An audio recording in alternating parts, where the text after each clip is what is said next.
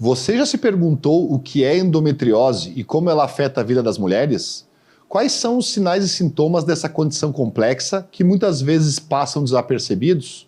Quais os desafios enfrentados pelas mulheres que vivem com essa condição em sua vida diária, no trabalho e em seus relacionamentos? Vamos explorar essas questões e muito mais nesse fantástico episódio. Solta a vinheta, Paulinho.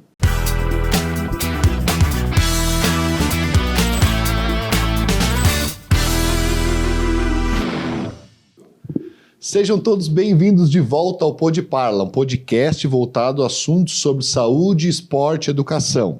Estamos aqui eu, Celso Adami, Celso_Adami e meu parceiro... Maurício Bizzi, @malbizzi nas redes sociais. Beleza, estamos aqui então lembrando todos, né, para entrar no nosso canal, se inscrever, compartilhar...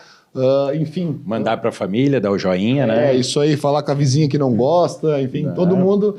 É importante que todos se inscrevam no canal para que o canal cresça e a gente traga mais pessoas como nosso convidado de hoje, um amigo, um parceiro. Vamos falar um pouquinho, apresentar ele, né?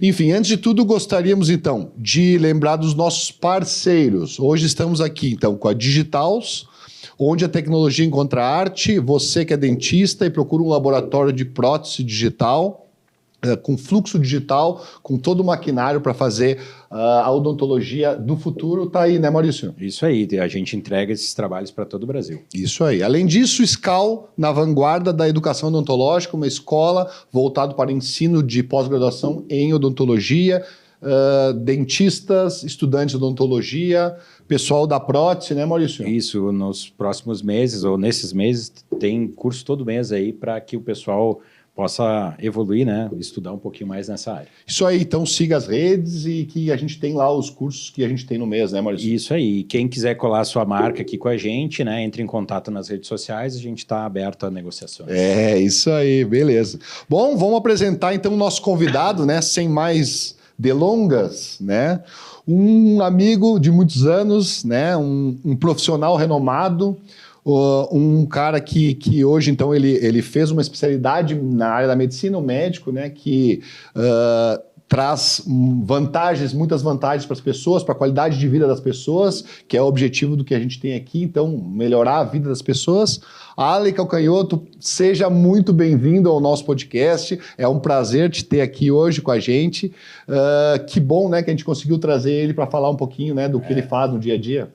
Isso aí, o Ale eu conheço desde muito jovem, né? Mas é aí um profissional expoente na área. Queria que tu se apresentasse e falasse mais ou menos o que tu faz, qual que é a tua rotina de trabalho aí. Tá bom. Antes, eu queria agradecer a vocês, né, o convite. Então, da mesma forma vocês falaram de mim, eu tenho a mesma impressão de vocês dois, né? Dois excelentes profissionais, renomados aí, e que estão construindo uma carreira ainda aí super boa e agora estreando nessa nova área aí também. Então, eu acredito que vocês vão ter o mesmo sucesso aqui do que vocês já têm. Agradeço demais o convite, né?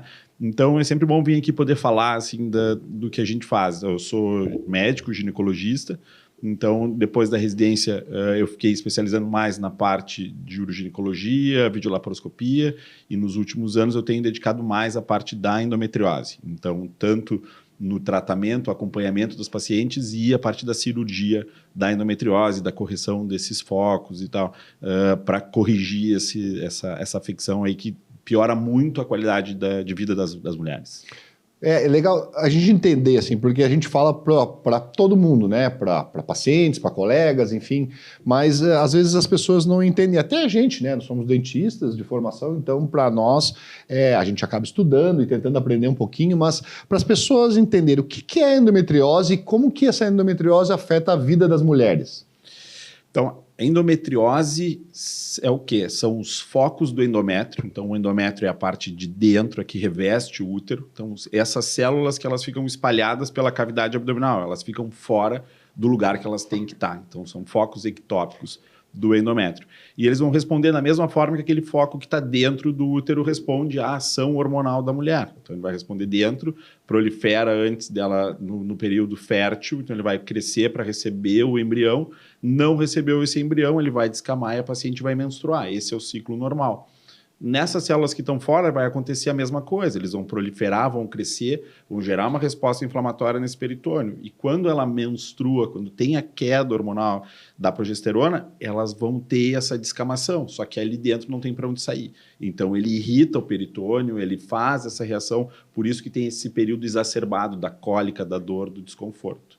Isso gera uma reação inflamatória e aí tem várias teorias, mas uma delas é que realmente essa exposição crônica, esses ciclos que vão tendo, vão fazendo com que vai tendo a reação inflamatória, formando nódulos e aderências entre os órgãos da pelve.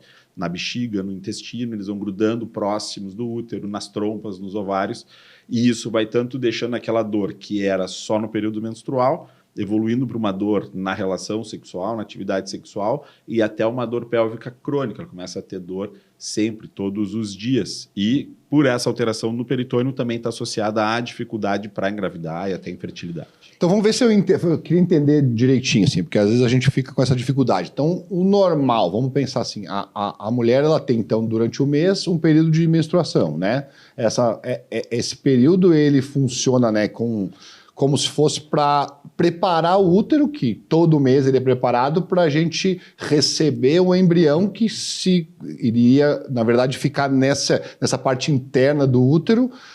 E aí, se isso não acontece, né, se esse embrião não fecundar, ele vai acabar, então, saindo aquele sangramento, aquela parede interna do útero, a gente tem um sangramento, enfim. Aí, vamos pensar, dentro do útero, então, tem essas células do endométrio, né, que a gente fala de endometriose. Não sei se eu falo alguma coisa errada, tu pode me corrigir, era mais para as pessoas entenderem isso. Então, a gente tem lá dentro do útero, então, um endométrio, esse endométrio ele vai ter, existem células específicas do endométrio, e a endometriose, então, seria essas células que estão saindo, então, daquela parede do útero, e elas acabam, então, se aderindo a outros órgãos, ou tipo, o intestino do lado, a bexiga, mas o problema, na verdade, que acontece, que nem tu falaste ali, seria, além da gente, o Paulinho mostrando algumas coisas, algumas imagens para a gente poder ilustrar para as pessoas. Então, essas células, elas se aderem, então, a outros órgãos, e elas acabam, como ele não vai sangrar pela via normal, ele vai acabar pela vagina e pelo útero, saindo do útero para a vagina e vai sangrar como se fosse uma menstruação mensal, ele acaba indo para dentro daquele espaço que tu falaste no peritônio, na verdade é o espaço onde os órgãos ficam, né? O revestimento da cavidade abdominal, o revestimento de todos os órgãos que estão dentro do abdômen, né? Então, ao redor da alça intestinal, ao redor do ovário, ao redor do apêndice, então todos esses órgãos aí. Então, essa é uma das teorias. Então, esses focos que saem do útero e por algum motivo, alguma falha na regulação, porque a gente tem vários mecanismos, né? Tem uma célula que está defeituosa, a gente tem a apoptose, a gente tem outras células que vão lá e destroem essas células. Então, por uma falha de um mecanismo imunológico, essas células que estão no lugar errado, em vez de serem destruídas, não, elas desenvolvem condição de se implantar e de crescer, né? E de bloquear a resposta que vem aquela célula dizer, não, teu lugar não é aqui, vamos sair fora. Então, elas têm esses distúrbios, e aí é que é onde a teoria não está bem explicada, porque a menstruação retrógrada associada a esses distúrbios imunológicos ou até alguma metaplasia, alguma alteração de célula que já está lá, às vezes até desde a parte intrauterina, ainda é a época intrauterina dessas mulheres, que já está mal formado, que já está formado no lugar alterado. Por isso que a gente tem várias apresentações, entendeu? Então, mas a grosso modo, essa teoria é uma das que são mais aceitas hoje. Assim. E talvez essa dor que a mulher sinta seria desse sangramento, dessa reação inflamatória toda. De toda a inflamação, não só o sangramento. A descamação, ele não chega a descamar todo, fazer esse sangramento volumoso que a paciente tem, mas ela tem uma certa descamação, uma coleção de líquido ali, mas a resposta inflamatória do foco, ela fica acentuada nesse período. E Alan, assim, para elucidar, tu já falaste muito dos sinais clínicos, né? Mas quais que seriam os sinais clínicos bem característicos que o ginecologista pode suspeitar que a paciente tem endometriose? Assim, a gente fala muito dos 6 Ds, assim, né? Então, é a dismenorreia, então a dor na menstruação, né? A dor da relação sexual, a dor pélvica crônica, então aquela dor no baixo ventre, a dificuldade para engravidar, então entra como um desses critérios. A dor para evacuar, especialmente no período menstrual, é um sinal que a gente tem que abrir o olho, chamar a atenção. A dor para urinar, né? Então a disúria associada ao período menstrual. Então, aquela paciente que vem bem, ela é mais constipada, chega na menstruação, ela tem dor para evacuar e às vezes o intestino fica um pouco mais solto, tem fezes mais amolecidas ou chega a ter ligas. A gente tem que abrir o olho para essa paciente. Mas o fator principal que a gente tem que chamar a atenção é cólica menstrual. Então, aquela cólica que a adolescente ela tem uma incapacidade daquela cólica, ela falta aula, ela não faz academia, ela não faz educação física. Ela se isso não seria normal ter não, dor. Ela pode ter dor, ter a cólica, um certo desconforto, mas que não a incapacite de ter o seu dia a dia. Então, essa que é aquela cólica que incapacita que a gente tem que chamar a atenção e ficar de olho. E ela fica mais dias do que o período de menstruação? Aí varia muito, mas ela é associada ao período menstrual. Então, ela pode começar um pouco antes, então às vezes quando o foco está distendendo, às vezes a paciente tem um sintoma pré-menstrual, pré-fluxo, então ela já pode ter uma distensão abdominal, um pouco mais de dor, que aí acentua ou às vezes até alivia na hora que vem a menstruação. Então, ela já começa antes, acentua primeiro, segundo dia da menstruação e à medida que o fluxo vai indo, normalmente ele tende a passar e a aliviar. E por que a mulher ela tem dificuldade de engravidar? Por dois motivos principais. O principal é a questão do peritônio, que esses focos da endometriose, focos inflamatórios, eles alteram a questão dos receptores, então mediadores inflamatórios que não deixam o ambiente propício para o espermatozoide chegar no óvulo. Então, tu tem uma alteração bioquímica do peritônio. Então, esse é uma das alterações. E a outra, quando tem endometriose profunda, aí é uma alteração mais grosseira, uma alteração anatômica. A trompa distorce e aí tu não consegue pegar o óvulo, ela não funciona bem, ela não consegue pegar o óvulo, o espermatozoide não consegue chegar. Então, é basicamente esses dois mecanismos, né? O bioquímico e o anatômico também. E quando tu suspeita disso, que exames a mulher tem que fazer para assim, observar, ter um diagnóstico correto ou exato disso? Então, começa na avaliação clínica. Então, tu olhou e disse, essa minha paciente ela pode ter. Então, às vezes, o exame físico, né, um exame físico que a gente faz, um toque vaginal, a gente palpa o útero, ela tem uma sensibilidade aumentada, mas principalmente ela tem, às vezes, alguns nódulos que elas fazem atrás do colo do útero. Então, no exame ginecológico, a gente consegue perceber e suspeitar. Exame de imagem hoje, isso é importante a gente ter isso em mente, que é a ecografia e a ressonância magnética.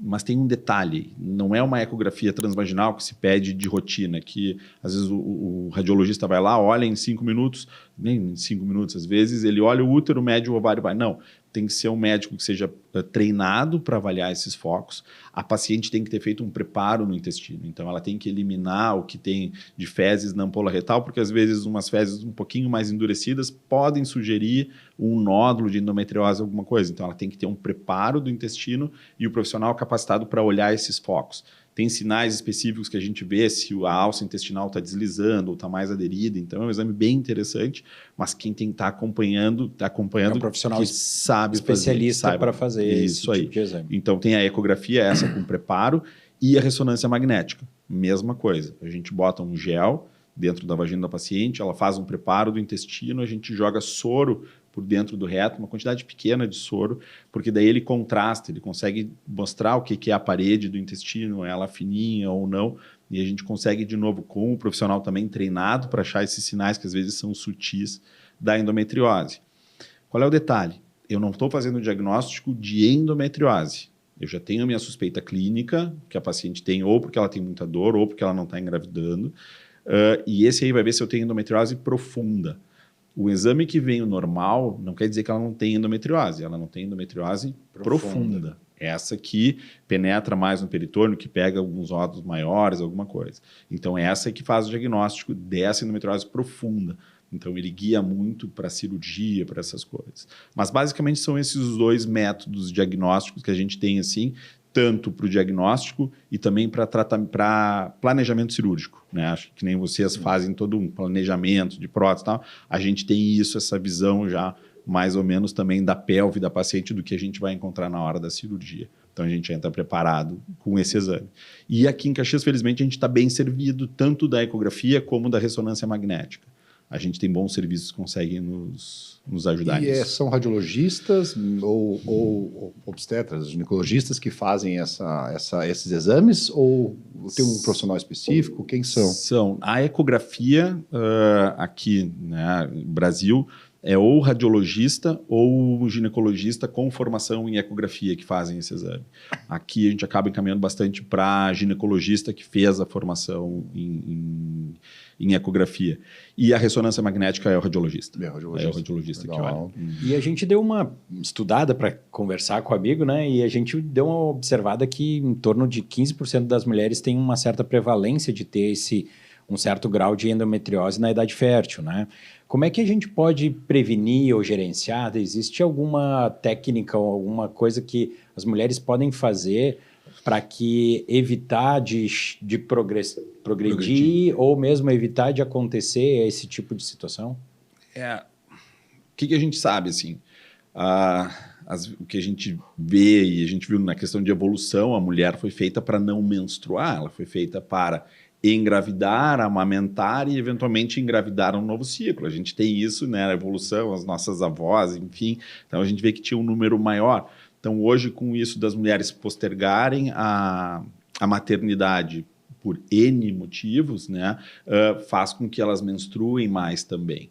Mas isso não explica muito a questão da adolescente. Então, a gente tem alguns fatores ambientais, alguns fatores intraútero, alguns disruptores. Então, tem muita coisa que não tem explicação. A gente está evoluindo no método diagnóstico, então, por isso, daqui a pouco está subindo também essa incidência. Mas hoje, para a gente não ter a evolução, a gente não tem muito o que pare de progredir a doença. Né? A gente tem um bom controle com a pílula contraceptiva, né? Algumas pílulas, alguns métodos hormonais específicos, com progesterona, específicos para endometriose, que controlam o sintoma.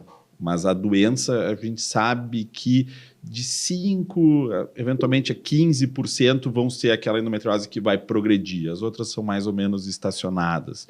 Então, a gente controla sintoma. E o importante é a gente ter a doença em mente e a suspeita clínica para a gente saber que ela está ali, conseguir ir monitorando e eventualmente intervir no momento correto para que ela não tenha a perda da função ou a infertilidade. A gente tem, por todo esse mecanismo de doença, assim, e problemas inflamatórios intestinais causados pela endometriose, a gente pode dizer que a endometriose é uma doença autoimune ou não? Autoimune, não. Ela não chega a ter essa questão da auto... Quando a gente fala de autoimune, é o que? A gente tem uma produção de autoanticorpos contra, né, os nossos próprios antígenos. O nosso organismo mesmo vai agir contra ele mesmo.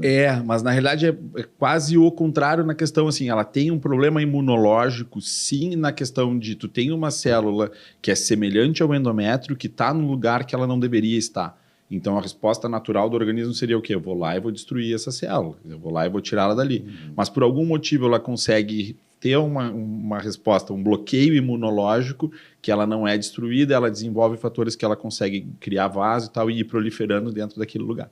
Então, essa é uma questão. Então, é um problema imunológico, sim, mas uma falha na resposta imunológica de correção desses fatores. Então, hoje, muito das coisas que pode estar se estudando é em cima disso aí. Alguns imunobiológicos, alguma coisa, para corrigir ela na origem, entendeu? É um pensamento futuro, uma possibilidade, mas que está longe ainda. E é difícil a gente dar uma causa específica ou dizer assim, bom, eu tenho alguma prevenção que pode se fazer, ou ela vai ter, a outra mulher não vai ter, o desenvolvimento dela vai ser mais severo e outros vai ser mais tranquilos. É difícil, né? É difícil. Ela é aquela doença multifatorial, né? Então, ela é multifatorial e ela tem uma apresentação variável também. Então, eu tenho pacientes que têm uma endometriose superficial, uma endometriose só peritoneal, que não tem profundidade, a anatomia dela é preservada, a bexiga está no lugar certo, o intestino no lugar certo, só que elas têm muita dor, elas são muito sintomáticas no período menstrual. Entende? Da mesma forma que eu tenho pacientes que passaram a vida inteira usando pílula, pararam com a pílula, começaram a ter um pouco de cólica, mas nada que fosse um absurdo e não estão conseguindo engravidar. Quando vão fazer o exame para ver a endometriose, ou tentar descobrir por que não estão engravidando, descobrem às vezes nódulos grandes, de 4 centímetros, 5 centímetros, às vezes no intestino. Então, ela tem isso também. Aquela paciente que tem a doença mais extensa e mais profunda, nem sempre vai ser a mais sintomática.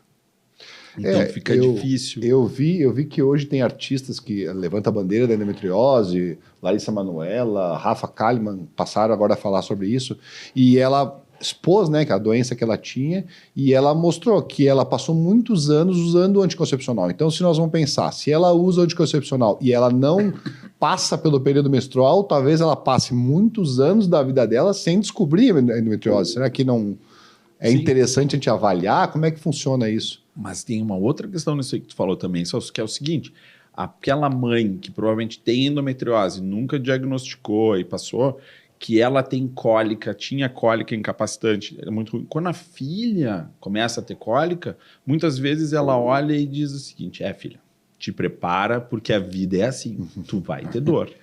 A cólica, ela é horrível, a dor na relação vai ter, é assim, foi assim comigo, provavelmente vai ser assim contigo. E às vezes a pessoa diz, tá bom, então ok. E aí não vai atrás de ter essa investigação. Então, de novo, isso que a gente faz, dessa conscientização geral da paciente, da família, do profissional de saúde, chama atenção. A cólica está muito intensa, vamos investigar. A outra questão hoje, essa questão das mulheres estarem postergando a maternidade. Nada contra, a gente tem recursos que favorecem isso.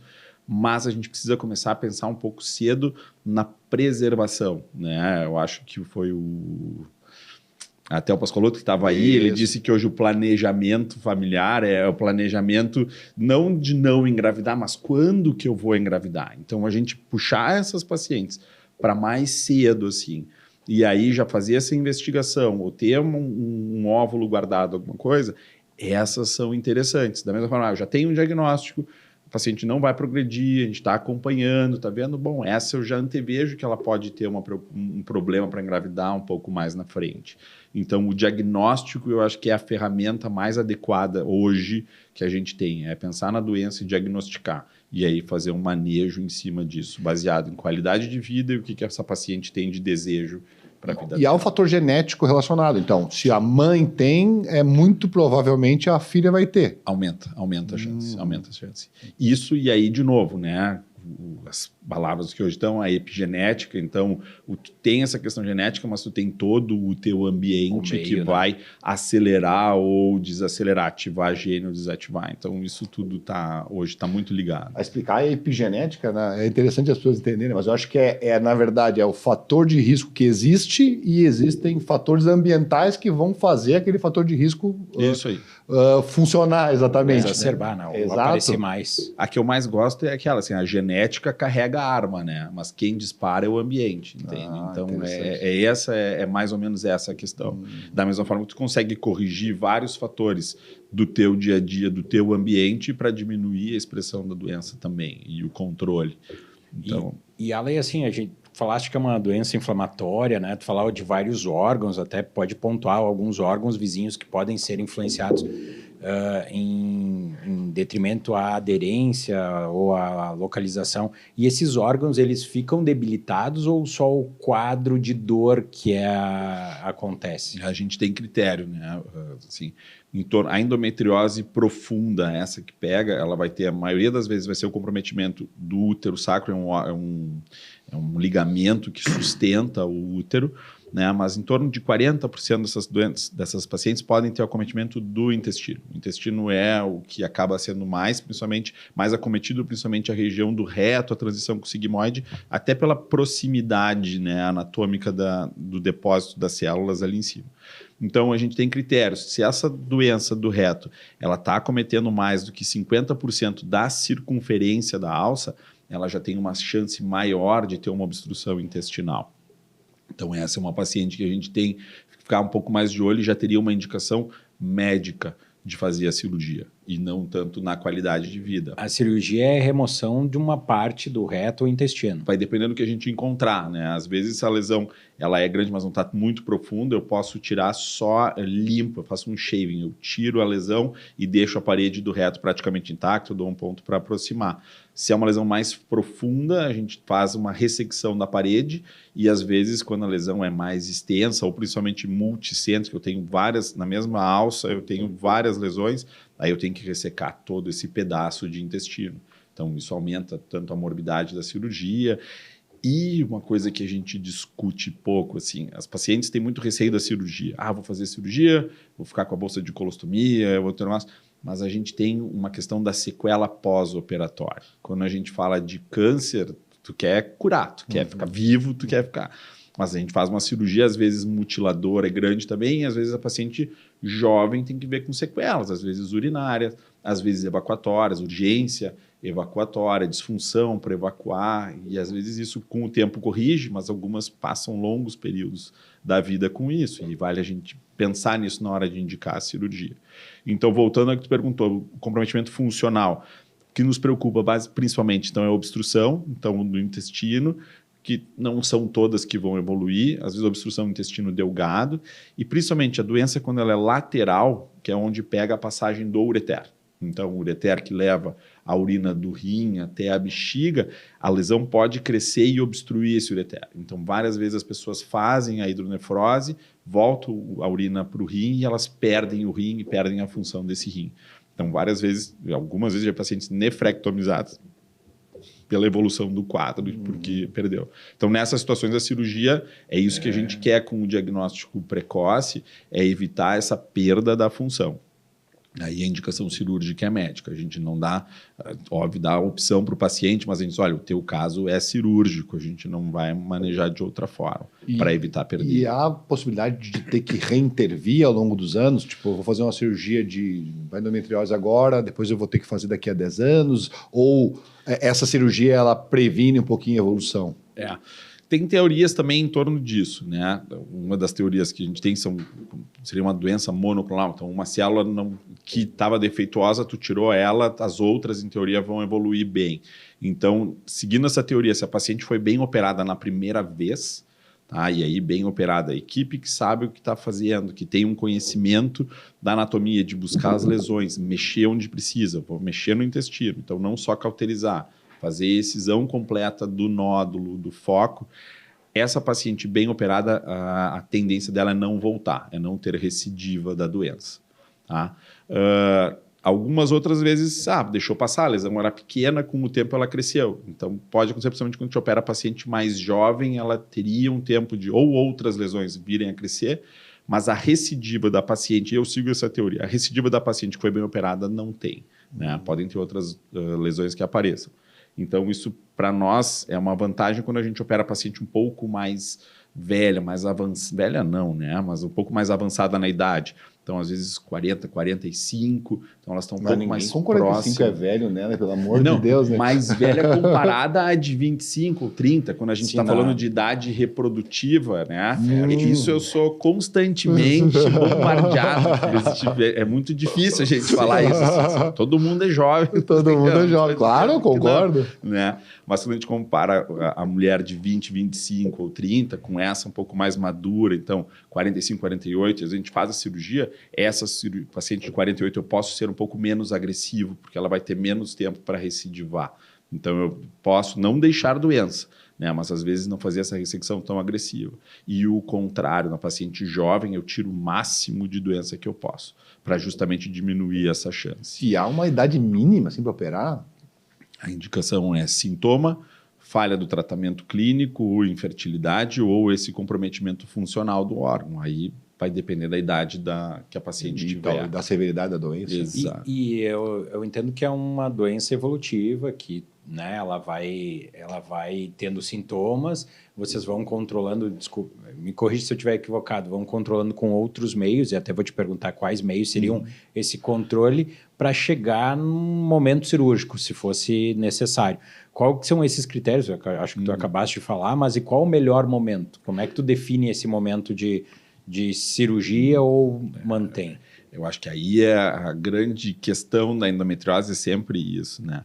Mas essa questão da evolução, da doença ser progressiva, comparando de novo com o câncer, não é a maioria. A minoria dessas lesões vai ter esse comprometimento de progressão, né? Eu fiz esse ano, ela está no ligamento útero-sacro e um pouquinho no ovário. Daí, ano que vem, já está no intestino com 1 centímetro. No outro ano vai estar com 3, com 4. Essa aí é a minoria. 5, 15% no máximo dessas pacientes vão ter essa progressão. Alguns lugares até se fala em 30%, mas depende da biografia, mas normalmente é menos. A maior parte das lesões, elas ficam naquele comprometimento, ficam relativamente estável.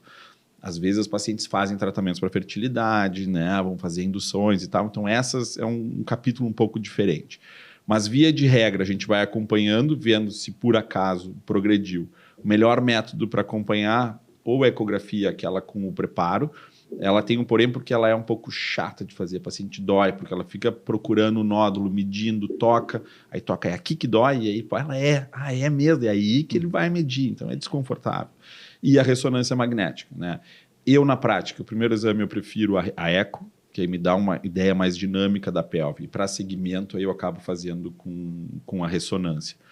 Momento da cirurgia, vai depender, então, o paciente vinha bem com a medicação, começou a ter dor de novo, né? Esgotamos o tratamento medicamentoso para ela, não teve mais resposta, ou até a resposta, ou às vezes o par-efeito da medicação, né? Às vezes tem essas medicações que algumas delas diminuem desejo sexual, diminuem lubrificação, então troca às vezes uma coisa ruim por um outro par-efeito.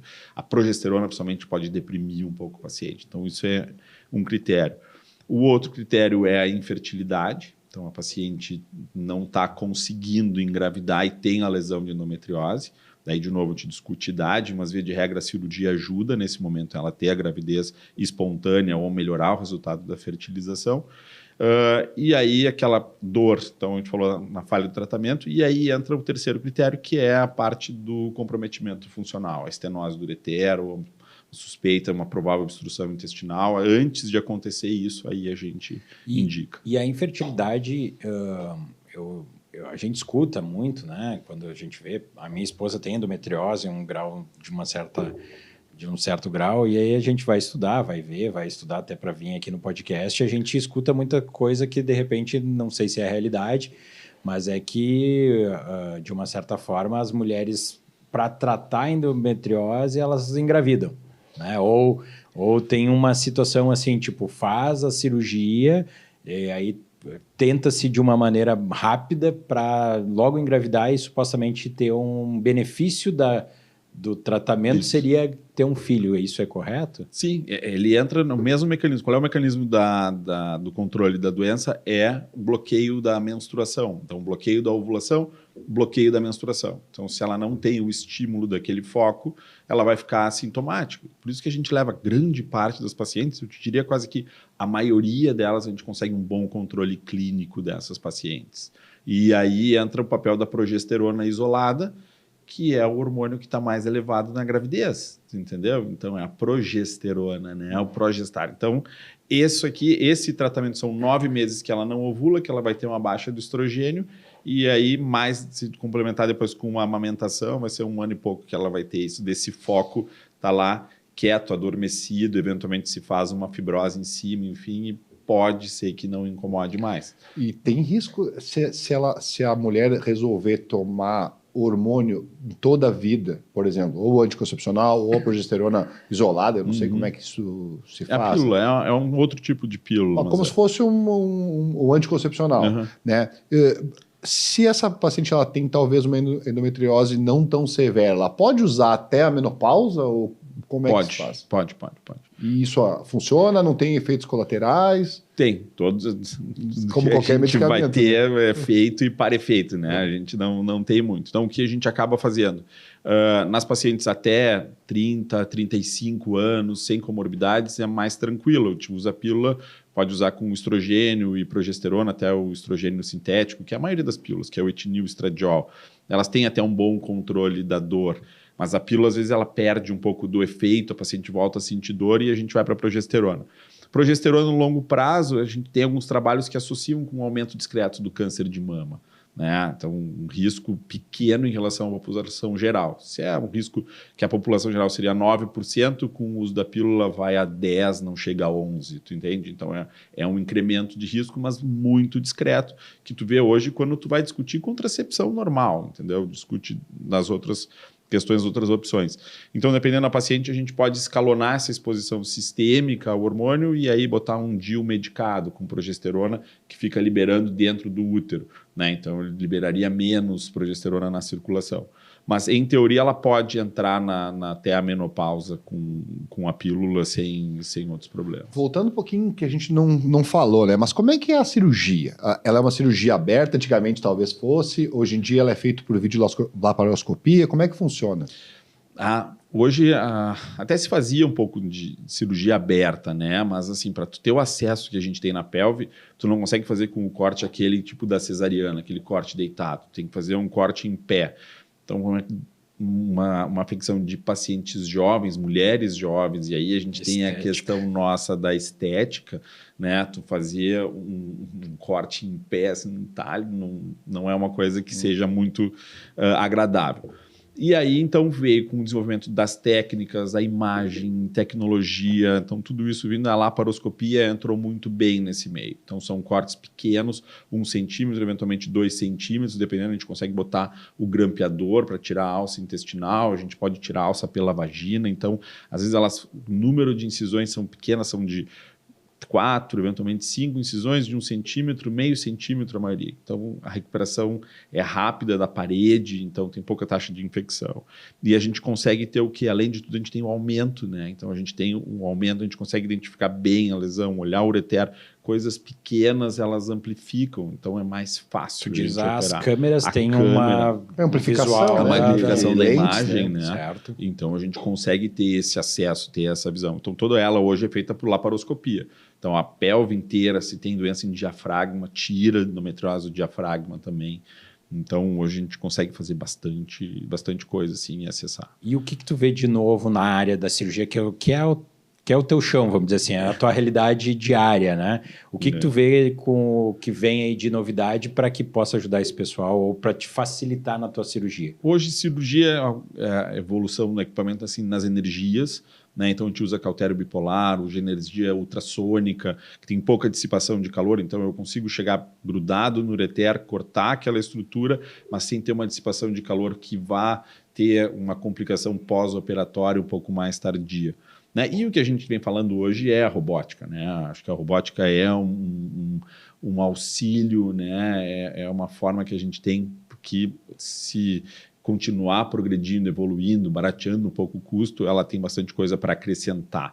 Porque além dessa visão que a gente tem, essa magnificação da imagem, ela tem o 3D, então a gente consegue olhar, tira o tremor. Então, na hora do cansaço, a gente não falou isso, mas endometriose é uma cirurgia que a gente tem hora para começar, mas não tem hora para acabar, né? Então, às vezes, são 6 horas de cirurgia, às vezes tu está ali, às vezes tu já vai cansando no robô, tu está operando sentado, com a cabeça ali, então ela te permite essa ergonomia maior. E até imagino que faça movimentos que, de repente, a mão não consegue. Que né? a pinça não Isso, consegue, então limita quase mais a mão. Tem na essa videolaparoscopia, a gente tem pinças retas, na verdade, que tu não consegue fazer um movimento de articulação. Né? Exato, elas não são articuladas. Tu até tem algumas coisas articuladas, mas que não foram muito adiante. Assim. Mas ela basicamente é isso, trabalha muito com triangulação do teu movimento. Eu quero ir ali, eu triangulo e vou. Entendeu? No robô eu já vou direto com a pinça, então tu modifica mais. E a recuperação disso? Quais os riscos? Assim, tem alguma situação de que possa haver alguma complicação? Ou a recuperação é rápida, é fácil? Depende do que a gente está, da onde a gente partiu, qual é a cirurgia que a gente fez. Via de regra, o que é o divisor de águas é a questão intestinal, principalmente. Né? A gente tem cirurgia que a gente pega o ureter, às vezes tem que cateterizar o ureter, deixar o paciente 2 semanas com esse duplo J, pegou bexiga, a gente abre a bexiga, sutura, fica 1 semana, 10 dias com a sonda, normalmente não é difícil complicar nisso, tu vendo a lesão e tal. A questão intestinal vai depender disso que a gente falou antes. Se eu fiz o shaving, eu tenho menos chance de ter uma fístula, de ter uma ruptura da parede, de ter alguma alteração. E a recuperação é mais rápida também. Então, ela faz a cirurgia com o shaving, pode ir embora no dia seguinte, eventualmente uns 2 dias de internação. A ressecção da parede anterior, a gente já tem que ficar mais de olho, prestar atenção se ela pode estar fazendo alguma complicação precoce. É principalmente a fístula, onde a gente costurou, eventualmente, abrir um buraquinho, alguma coisa, e aí tu vai ter extravasamento de fezes para a barriga. Se a gente identifica isso rápido, a gente consegue, mesmo por laparoscopia, já corrigir, eventualmente lá pontear, a paciente foge do risco, do que ela tem o maior medo, que é a colostomia. Né? Então, e na ressecção intestinal, então, que a gente tira o segmento todo, então também é um pouco maior, e aí ela demora um pouco mais para retomar o trânsito intestinal. Então, normalmente a gente mantém a paciente até ela evacuar, ela ver como é que está indo essa parte toda. Então, aí vai uns 5 a 7 dias de internação. Passou isso, então teve alta do hospital, independente do que for, a volta para a atividade física dela se dá em 15 dias, com incisões pequenas. Se eu fiz uma incisão um pouco maior, vai a 3 semanas, um pouco mais. Mas a volta para a atividade é rápida. Ah, interessante. E às vezes a gente tem a necessidade de trazer outros especialistas, né, de urologistas, proctologistas, enfim, outras especialidades, elas acabam entrando com vocês na cirurgia ou normalmente é só vocês que entram? Como é que funciona? Isso entra uma questão da endometriose que é interessante. A gente não tem hoje um centro de formação de endometriose, né? Então a gente tem o ginecologista que fez essa parte, a gente trabalha muito com a parte do útero, dos ovários, das trompas. Então a gente já vai um pouco além daquilo da formação quando a gente começa a mexer em bexiga, mexer em ureter, mexer em outra parte. Da mesma forma, então, a gente tem o proctologista na equipe, justamente porque a maioria das lesões são de comprometimento mais intestinal e eles têm a experiência de trabalhar mais com a oncologia, com essa parte. Então, tem tanto da questão do manejo pós-operatório. Então, a equipe principal hoje, a minha equipe, principalmente, é ginecologista e o procto. Tá? Mas a gente pode, sim, em algumas situações mais complexas de ureter, tem que fazer um reimplante de ureter, alguma coisa. Aí o urologista entra, né? Pacientes têm, então, lesão de diafragma, se é uma lesão muito grande, a gente pode contar com um cirurgião torácico para ele vir e dar uma assistência e fazer. Eventualmente, coisas pequenas a gente mesmo faz, eventualmente sutura, mas algumas outras coisas que a gente precisa do respaldo e a gente chama o cirurgião torácico. Eventualmente, algumas coisas podem estar pegando perto de vasos, algumas vascular. coisas assim, então vascular. Mas principalmente a equipe é o proctologista ou o cirurgião gastrointestinal, que esteja habituado a trabalhar com a alça intestinal, assim, que é o que mais ajuda. A gente teve aqui num outro episódio do podcast, convido a todos a ver, né, um colega e amigo que falou de infertilidade, né? Falou de fertilidade humana, né?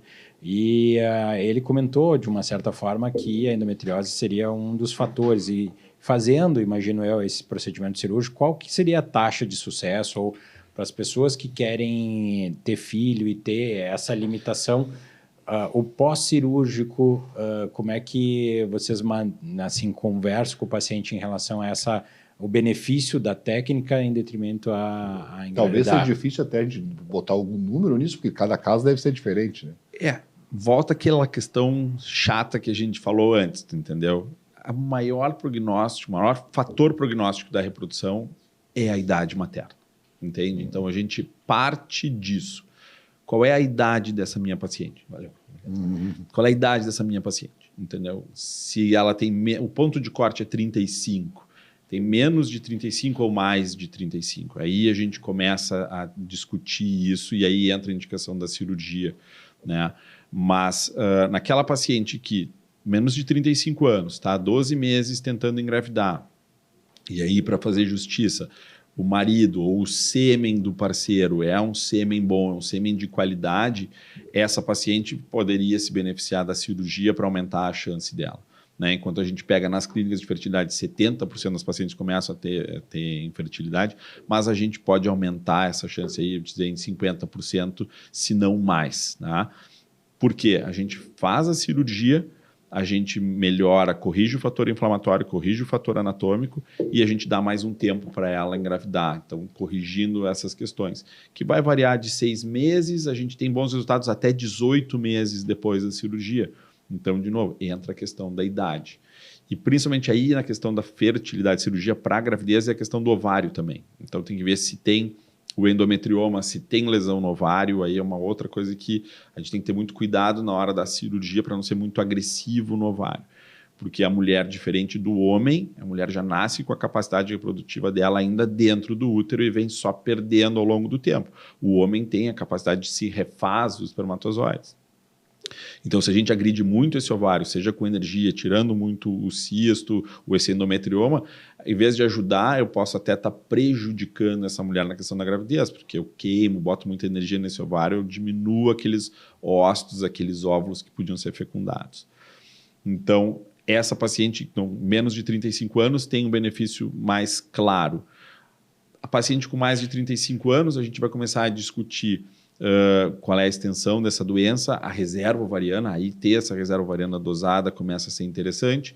Se ela quer ter um filho, se ela quer ter 2 filhos, entende? Então a gente já tem que fazer planos para o futuro.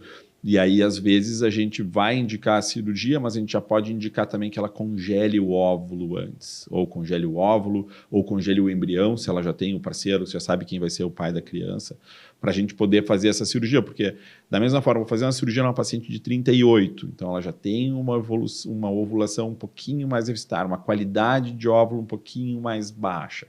Né? E aí eu fazer a cirurgia, ela vai esperar mais 6 meses e não congelou, então não sei o quanto eu agreguei de benefício para ela. Falando de fertilidade. Se ela tem dor, aí muda um pouco a questão, porque a gente vai melhorar a qualidade de vida. Mas é sempre bom já perguntar e ter essa resposta da paciente, ou pelo menos fazer ela pensar se ela quer engravidar, se não quer, já deixar esse seguro feito, que é o óvulo congelado. Não é interessante a gente guardar esses óvulos do paciente que tem endometriose? Ó, seguinte, a primeira coisa que tu tem que entender é o seguinte, o teu óvulo só vai piorando, a tua doença não é legal para os teus óvulos, e se tu quiser ter filho, não era interessante a gente já fazer esse congelamento dos óvulos, ou, sei lá, se for casado embrião, não seria uma indicação prévia à cirurgia? Sim. Essa é a questão, assim, falando, né, parece claro isso, e realmente é assim que a gente tem que conversar com a paciente, a gente tem que falar, preserva a tua fertilidade. Mas tem a questão hoje, uma questão que tem um peso importante é custo, né? Não é um tratamento que seja barato, hoje nenhum plano, o próprio SUS não cobre esse tipo de procedimento, então às vezes tu tem o custo das medicações, o custo depois da manutenção, então tem o custo. E tu tem essa outra questão, às vezes o paciente não parou para pensar, sabe? Então são coisas que eu vejo no consultório e eu discuto todos os dias isso com a paciente. Qual é a melhor época para congelar o óvulo? Quanto mais cedo possível. Então hoje de tarde, eu estive no consultório, ou de manhã, enfim. Qual é a idade do paciente? 27 anos, tem um nó de endometriose, não sei se eu quero. Eu disse, bom, quanto antes congelar os teus óvulos, antes tu vai poder tirar isso da tua cabeça.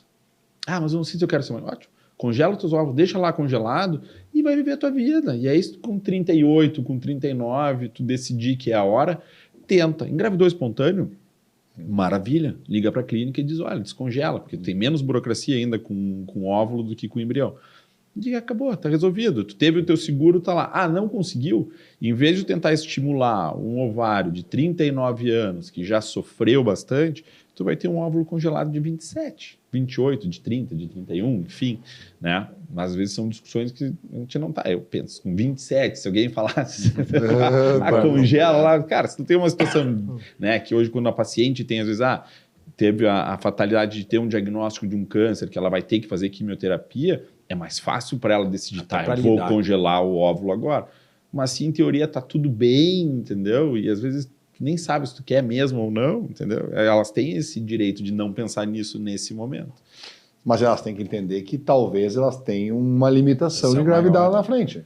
Né? Eu acho que o teu papel, às vezes, é isso aí, é orientar, explicar para ela, orientar. Isso. É isso que eu digo. Por mais que, para mim, às vezes eu digo, eu quisesse dizer para ela, faz, guria, tu não vai te arrepender, tu entendeu?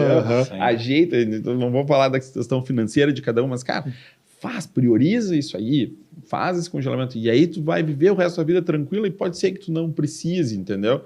Mas eu tenho que ficar no papel do tipo assim, olha, eu quero ter essa conversa contigo, tomara que tu não precise, mas não que tu, quando chegue lá com 38, tu, como você já ouvi também... Nada. Você diz assim, mas ninguém nunca me contou isso, ninguém nunca me comentou, sabe? Então, a paciente que chega no meu consultório, ela vai ouvir isso. E esse é o cuidado que eu tenho, que ela não chegue lá na frente e diga, mas por que não me falaram, tu entendeu?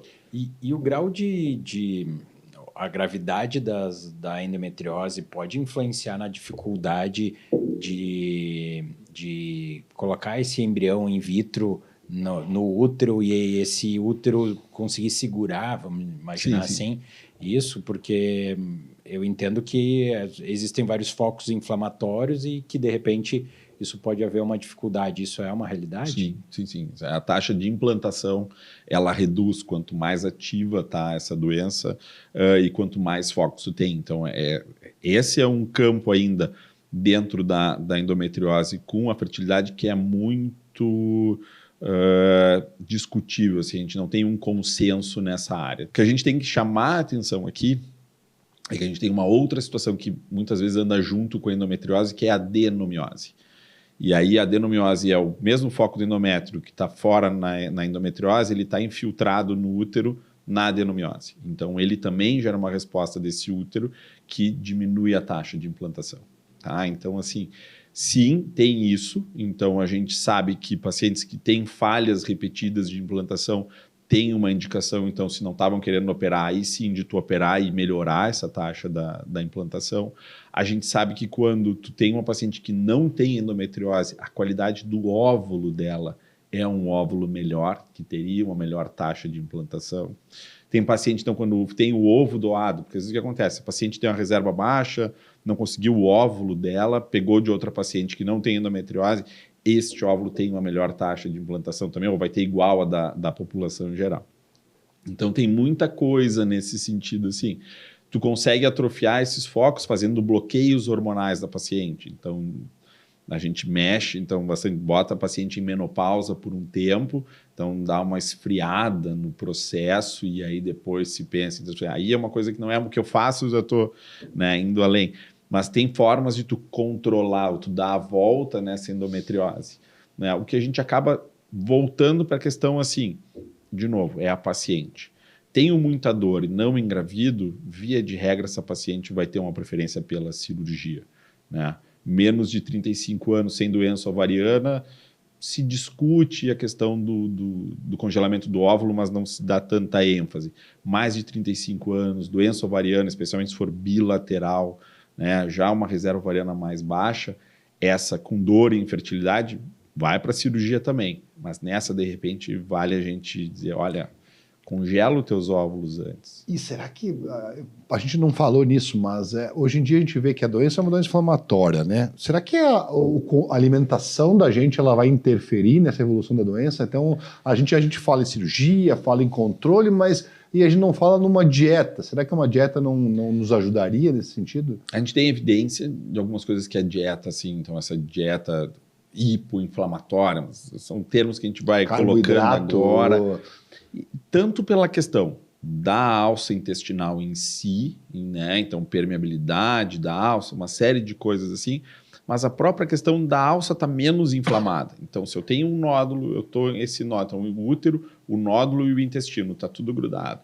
Se esse meu intestino está irritado, está distendido, está constipado, ele vai tracionar o nódulo. Então, o paciente vai ter mais dor, vai estar mais desconfortável. Então, uma paciente que tem um trânsito intestinal normal, está evacuando, não está distendida, esse processo inflamatório está melhor, ela vai ter uma melhor qualidade de vida também. E aí a gente pode ir adiante. Então, esses fatores inflamatórios, então tem fatores, então os FODMAPs, que então, são alimentos que fermentam, que podem aumentar a resposta inflamatória, o próprio glúten, lactose, açúcar. Então são coisas que a gente discute tanto para a paciente se sentir melhor, e ela se sente, então a paciente que faz essa dieta um pouco mais restritiva, ela sente, e depois ela evolui dessa mais restritiva para uma dieta mediterrânea, daí com mais peixes, azeite de oliva, verduras, essas coisas. Então ela tem uma melhora, e aí se extrapola um pouco o dado, e aí não tem uma evidência mais tão forte assim, que aí sim, essa dieta também responderia pela diminuição da inflamação do próprio foco, ou da própria resposta do organismo a essa agressão, né? Então, o organismo que já está todo mais inflamado, ele responde de uma forma mais agressiva, seja dentro do útero, seja por fora, seja pela dor. Então, ele, com esse processo mais calmo, ele tenderia a responder melhor também. Tem uma coisa aqui que hoje tem as pessoas que usam o chip da beleza, não é? Que seria, na verdade, a gestrinona, não é isso? E se faz o tratamento, eu sei que há algum pouco tempo houve pesquisas relacionadas a isso e que se usa esse hormônio, não é um hormônio, não sei se é exatamente um hormônio, para tratamento da endometriose. E isso é verdade? Funciona? Como é que isso... Essa é ótima, a gestrinona é fantástica, tá? Essa é uma área da né? polêmica hoje. Exatamente. Né? Então, assim, se deu muito exagero em cima da gestrinona em função dessa parte da estética, né?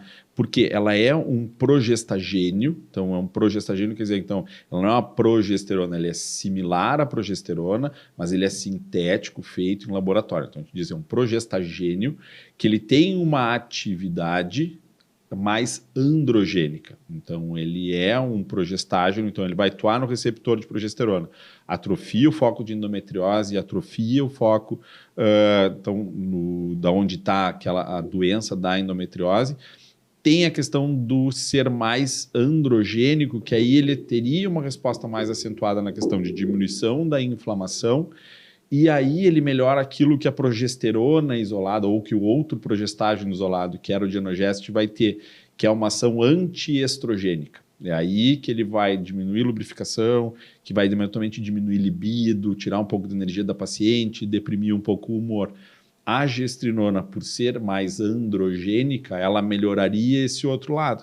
Então, ela não é tanto antiestrogênica, então melhora o trofismo da vagina, não vai interferir na lubrificação, libera um pouco mais de testosterona, ela baixa esse HBG, então a paciente se sente mais disposta, mais propensa à atividade sexual, então melhora a libido, então melhora a atividade. E aí entra nessa questão. Se ela malha, então às vezes também vai ter a questão da melhora da resposta do exercício também. Mas assim, não faz milagre. Uhum. Mas a gente tem também os efeitos colaterais de ter receptores androgênicos recebendo esse hormônio e tu ter os efeitos colaterais disso. Piorar, às vezes, a questão da pele, enfim, tem outros efeitos colaterais que tu pode ter que é diferente do outro tratamento. Até, de novo, discussões que a gente tem no consultório, a gente vai conversando e vai lembrando. Ela tem, principalmente vai ser pele, né? Então a acne, oleosidade, isso sim. Como tu aumenta a testosterona livre, mas dentro de um nível fisiológico. Então tu não precisa ter o medo, né? Então assim, da questão da queda do cabelo acentuada, ela pode ter um pouquinho, mas nada que preocupe. E ela se preocupa muito com os outros efeitos androgênicos em níveis suprafisiológicos, que aí é mudança da voz, né? O aumento do clitóris. Isso é muito pouco provável que aconteça, para não dizer que não acontece. Que a dose é pequena. Porque essa questão, eu não estou dando androgênio para a paciente. Né? Eu estou liberando os receptores naturais dela, fisiológicos disso. Então, dificilmente tu vai ter isso com a gestrinona. Tá? Tu vai ter isso se tu suplementar mais testosterona ou outros androgênicos, aí sim tu pode ter, e de uma forma, eventualmente, que tu não tenha tanto controle da dose que tu está tendo. Então, essa é uma seara interessante. O que acontece? Tu não tem estudo hoje com a gestrinona. Então, tu tem quem defenda, quem use com parcimônia, que saiba onde é que ela pode entrar, e ela entra bem para essa questão da endometriose, mas tu não tem trabalho. Então, tu tem um trabalho que um laboratório está fazendo, mas ainda não liberou com resultado em pacientes com endometriose, então tu não tem uma padronização de dose, tu não tem um laboratório que nem eu vou ali comprar o meu antihipertensivo, medicação para o diabetes, né, da indústria, 3 laboratórios que tem todo um trabalho de farmacovigilância, né, de biodisponibilidade, todas essas questões, tu não tem. Tu tem farmácias de manipulação que fazem isso.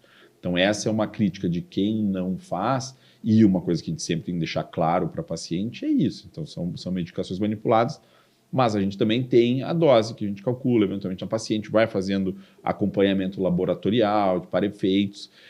E, de novo, ponto e contraponto, né? A gente tem, com relação ao paciente jovem, não se tem um estudo em longo prazo com relação à fertilidade. É pouco provável que eventualmente tenha, porque ela vai ter o tempo, tanto a gente usa hormônio de depósito, normalmente ela recupera a função, a gente usa aquelas medicações que a gente falou, de botar em menopausa e tal, ela recupera com o tempo. A gente não tem essa resposta. Pouco provável que tenha algum efeito no futuro, mas, de novo, é aposta e baseada em mecanismo, né? Então, a gestrinona entra nisso. Ela foi muito utilizada, vendeu-se muito isso, né?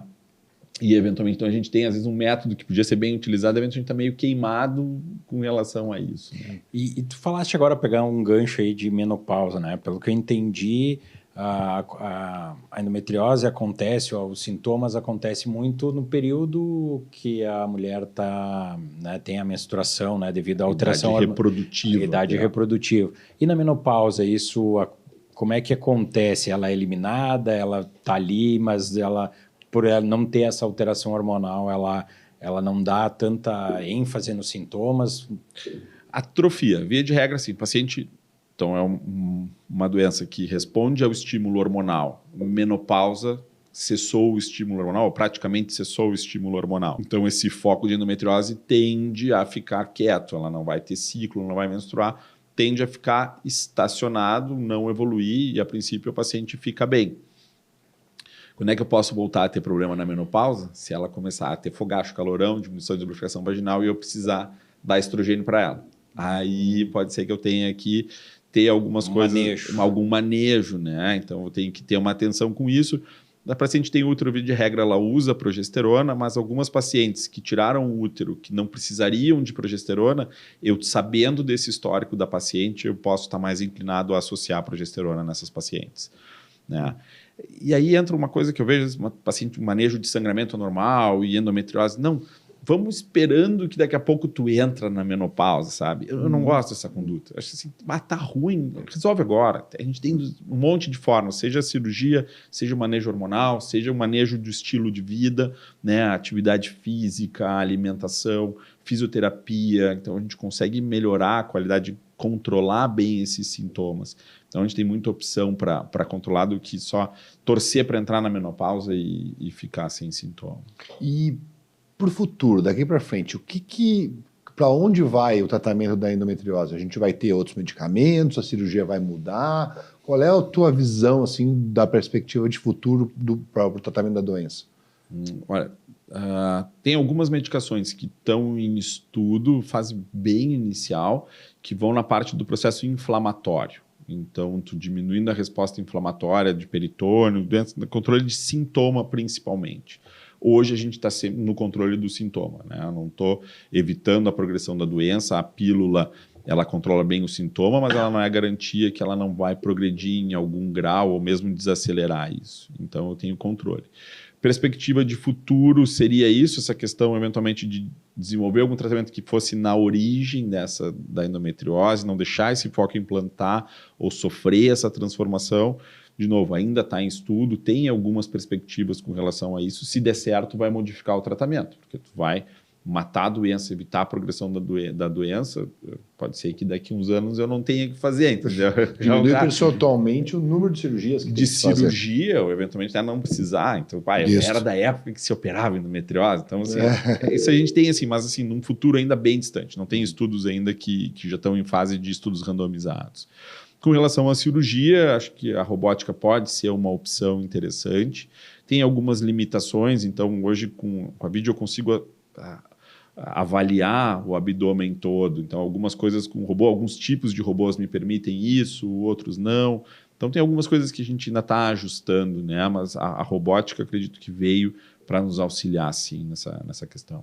E quais que são os mitos que tu gostaria, assim, de eliminar em relação a essa situação? Porque imagino que tu deva escutar várias peripécias ou várias coisas que o pessoal vem te questionando e que, de repente, é o momento de a gente tirar essas dúvidas, né? Sim, eu acho que a primeira, né, aquilo que a gente falou no diagnóstico, tem que pensar na endometriose.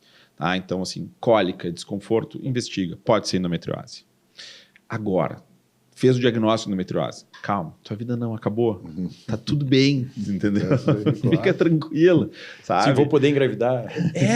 As pacientes têm isso, às vezes, some o chão, entendeu? Eu tive, às vezes, colegas assim, mas eu não queria ter feito, eu acho um endometrioma, um cisto no ovário, alguma coisa. Não, calma, vamos olhar com calma, vamos avaliar. Ela dificulta a tua questão de gravidez? Pode dificultar, sim, mas ela não inviabiliza, então tenta engravidar. Engravidou, beleza, esqueceu, ela não fez diferença alguma. Então, ter o diagnóstico mais presente é uma coisa boa, mas não botar ali carimbos, endometriose e aí acabou. Né? Lembrar que tem outros órgãos que doem, então, assim, voltar, a paciente tem muita dor crônica, ela tem um foco pequeno, às vezes, de endometriose e tem uma cólica intensa, distensão abdominal. Pode ser endometriose? Pode, mas às vezes olha de novo, como é que está a tua alimentação? O que tu está ingerindo, né? Muito ultraprocessado, tá alimentando, sabe? Então, isso vale a pena mudar o estilo de vida, a qualidade de vida. Eu acho que isso é importante a gente olhar também, né? E para essas coisas, ter um profissional que te acompanhe, que saiba bem ter um acompanhamento multiprofissional, né? Fisioterapia, nutricionista, eu acho que isso vale a pena, né? E o que vocês fazem aqui, atividade física, ter uma endorfina. Então, um paciente que está alegre, que está feliz, ela fica mais resistente à dor, a dor incomoda menos ela. Da mesma forma, quando tu está com dor, tu também não tem muita vontade para fazer as coisas, né? Então, eu acho que essa questão do estilo de vida e qualidade de vida na endometriose é uma coisa fundamental para ter esse apoio. É interessante, né, Marcelo? A gente está chegando mais num tempo que a gente, né, final da nossa entrevista, na conversa, na verdade. Claro. Né? E, enfim, para nós não ir muito adiante, a gente gosta sempre de fazer umas perguntas finais, assim, para o nosso convidado, né? Pegadinha, né? Sempre a gente deixa para o final. E a gente sempre pergunta, assim, é interessante saber o que as pessoas pensam sobre isso, né? Uma pergunta interessante que a gente faz é, me diz uma habilidade que tu gostaria de dominar. Não só na área da medicina, algo que tu gosta. Isso eu queria dominar. Queria saber fazer bem. Viu? Falar do teu trabalho é fácil. Falar sobre de ti, né? Isso que é legal. Cara, então assim, já que a gente fala bastante aqui de esportes, assim, então eu faço taekwondo. Eu comecei a fazer, acho que quando meu filho nasceu, assim, eu precisava de atividade física. Então, assim, o que eu queria dominar era, assim, ter flexibilidade e os chutes que meus instrutores, os caras fazem hoje, entendeu? Ter essa técnica, assim, é uma coisa que eu tô focado, assim, em buscar, assim, né? Mas, tá evoluindo, então, pelo jeito. Tô buscando. Vamos lá. E um conselho que tu recebeu que tu gostaria de passar pro pessoal aí que tá nas redes sociais, hein? Seja ele na tua vida profissional, na tua vida pessoal. Uma coisa que eu tenho falado muito assim é constância. Tá? Eu acho que o que eu mais tenho visto hoje e vivido, assim, né? A gente tem uma história há muito tempo, assim, independente do que tu faça, né? Assim, tenha constância naquilo que tu está fazendo. Então, é isso que tu quer, é isso que tu gosta, faz, né? Então, eu não chuto bem, estou aprendendo negócio, mas se eu estiver lá todo dia no treino, uma hora alguma coisa vai acontecer, né? Eu estou fazendo o meu trabalho, eu estou bem, sabe? Não precisa ficar muito olhando para o lado, muito para tu não ficar para trás, mas enfim.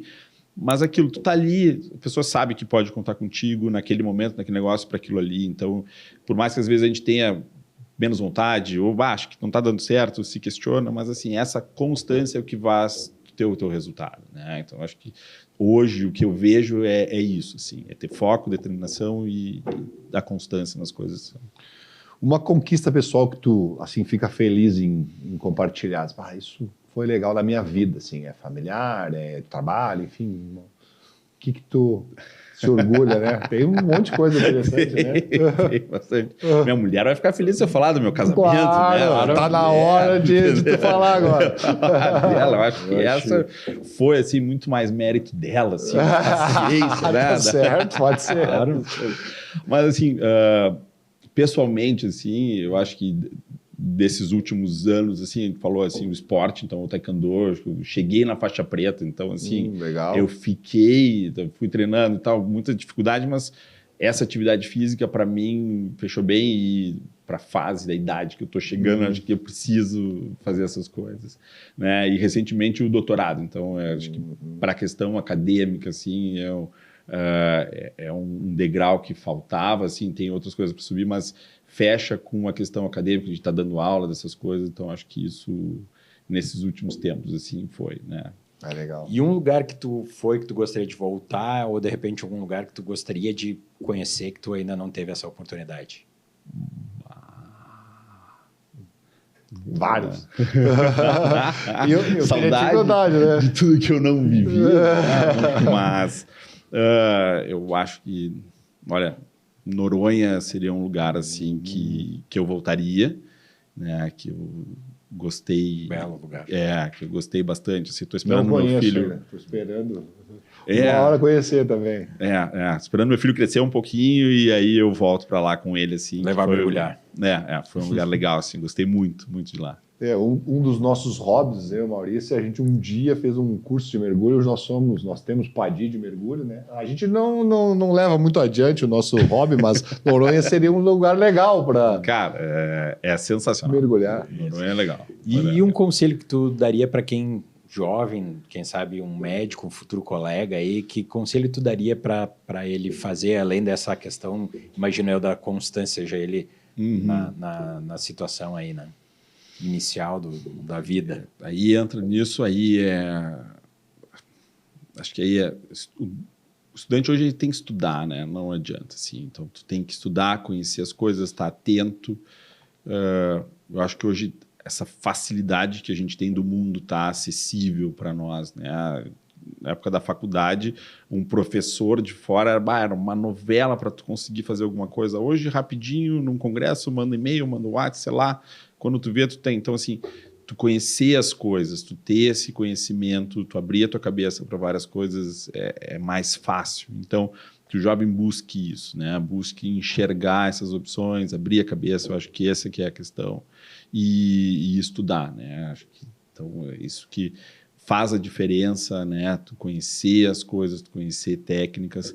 Então, para a medicina especificamente, a gente está num meio hoje mais complexo, assim, né? Então, com relação a ter muita demanda, né, de paciente, questão do próprio plano, então abrindo cursos, mais profissionais vindo para o mercado, então tá um momento mais conturbado, mas acho que o cara, assim, a única coisa que ninguém te tira é o que tu conhecimento, entendeu? Né? Depois tu perde para Alzheimer, mas antes disso, né, ninguém. Esperamos que não. Até lá, ninguém que não. te tira. Quem diz que quem Entendeu? Estuda, se dedica, é mais difícil que os alemães cheguem perto. Né? Isso aí, mais ou menos assim. É um pouco mais difícil, mas eu acho que seria por aí.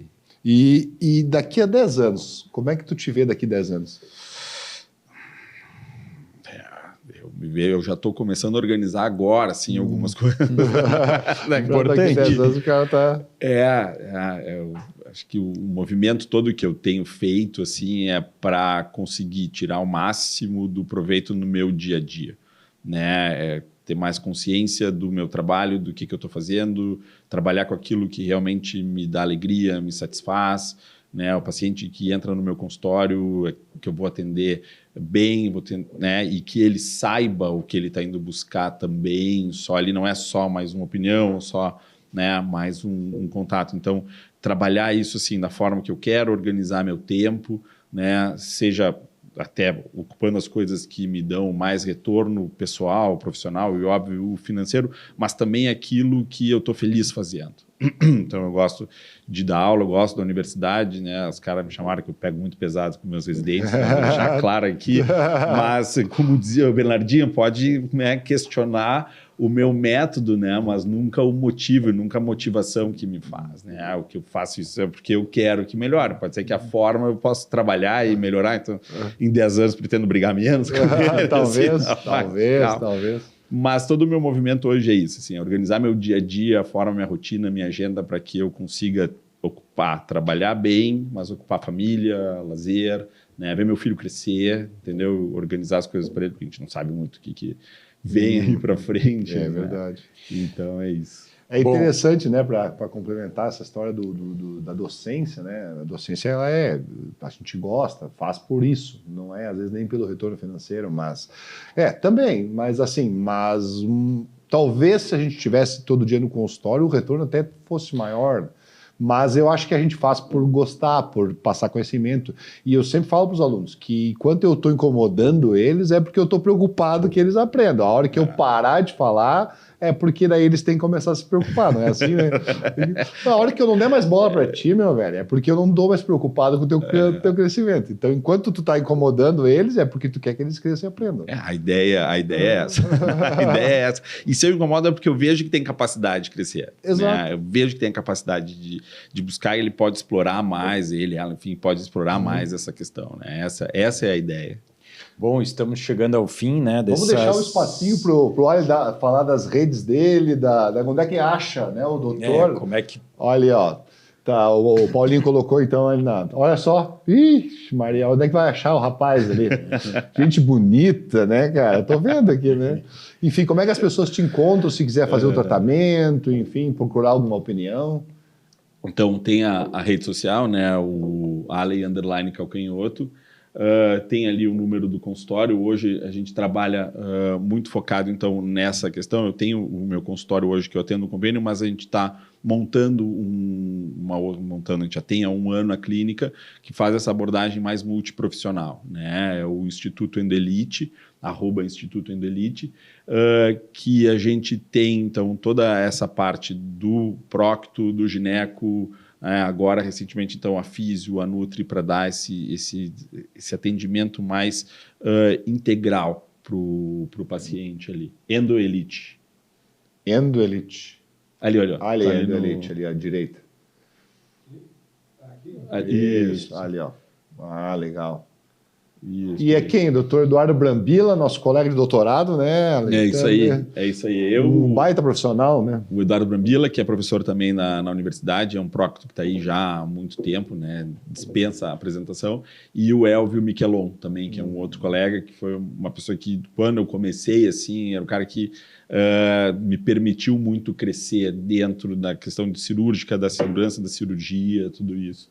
Então, foram pessoas que me ajudaram muito e a gente se ajuda mutuamente, assim, né? Um aprende com o outro com a experiência de já tempo, a área mais da próctose, do gineco, então a gente consegue juntar essa parte. Bom, Ale, a gente podia ficar mais tempo aqui conversando, tempo, né, limite. Legal, né? né? A gente podia contar a história de quando a gente era mais jovem e fizemos Aí- muitas peripécias. Quem sabe o pessoal não queira, mas gostaria muito de agradecer a tua disponibilidade, teu tempo, né, de vir aqui conversar com o pessoal, mostrar, explicar um pouquinho mais e tirar essas situações, né, mostrar para as mulheres e até para os homens, né, que muita gente que escuta aqui muitas vezes tem essa Algum familiar, que não tem um esposa entendimento, também, né? Claro que Então, mais uma vez, muito obrigado pela tua disponibilidade. Gostaria de relembrar o pessoal aqui, né, dos nossos patrocinadores, a Digitals, onde a tecnologia encontra a arte, e a SCAL, na vanguarda da educação odontológica, né? E lembrar, né, Celso, do pessoal que deu like.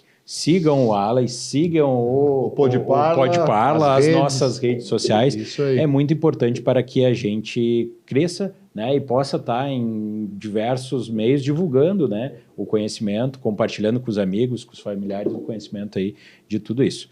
Muito obrigado mais uma vez. Obrigado, meu querido. Que bom que a gente pôde te trazer aqui, tirar essas dúvidas. Foi um assunto muito interessante. Uma conversa fácil, exato, né? Muito fácil, é isso aí. Que bom. Obrigado. Eu agradeço de novo vocês, né? Como eu disse antes, Maurício e Celso, vocês são pessoas assim que eu gosto muito, admiro, né? A convivência é fácil, a convivência é tranquila. Então, pô, vir aqui falar do que eu faço do dia a dia, para mim foi uma alegria, um prazer e estou à disposição aí, se tiverem mais dúvidas, outras coisas, enfim. É isso aí. A gente sempre faz uma livezinha logo depois que o episódio sobe. E aí as pessoas podem fazer uma pergunta, pode colocar nos comentários alguma pergunta que tenham sobre o episódio que a gente não conseguiu responder hoje, que a gente vai fazer uma live. Eu até nem avisei ainda, olha, mas ele vai fazer a live. Essa questão das pegadinhas aí vai subindo, vai aumentando, né? Fazer uma live para responder as perguntas que às vezes a gente não conseguiu responder aqui, né? Ah, ótimo. É Quando isso aí. quiser, me avisa, sem problema nenhum. Bom, Obrigado. pessoal, finalizando, aquele abraço a todos, fiquem bem, fiquem em paz, até mais. Valeu, até mais.